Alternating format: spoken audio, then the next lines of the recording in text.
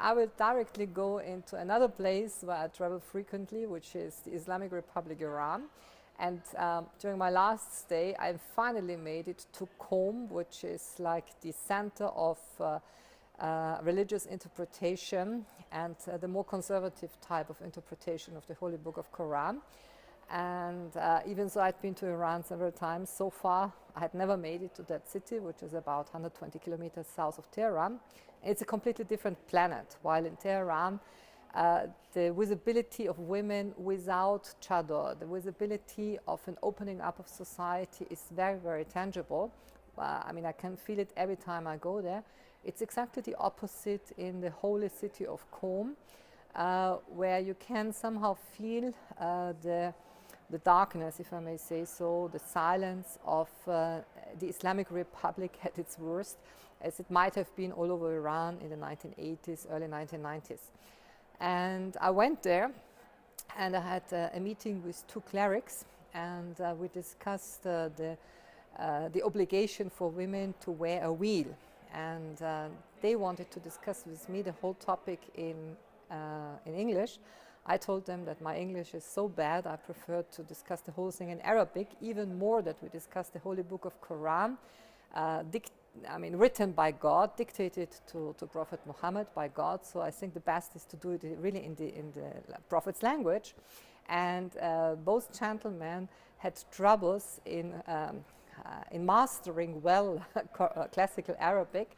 And they asked me like twice, 3 times during our 20 minutes talk, couldn't we switch to English? And I said, no, we stay in Arabic.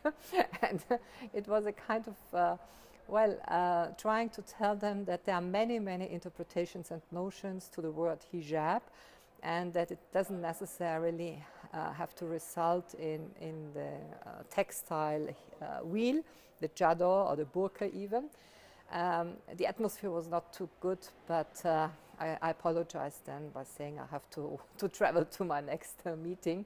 But it reconfirmed me once again in the problematic dilemma that many non-Arabic speaking Muslims all over the world have, and the vast majority of Muslims, they do not have Arabic as a mother tongue.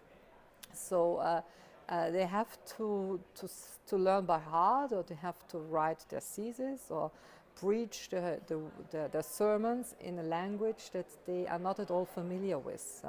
And it reminds me a little bit of the times we had in Europe until Martin Luther translated the Bible from Latin into German, which made the scripts available to the average believer. Even so, the problem with the Bible is the many mistranslations and huge mistakes that were done during all those translations from Aramaic into Hebrew, into Greek, into Latin, German, English, etc.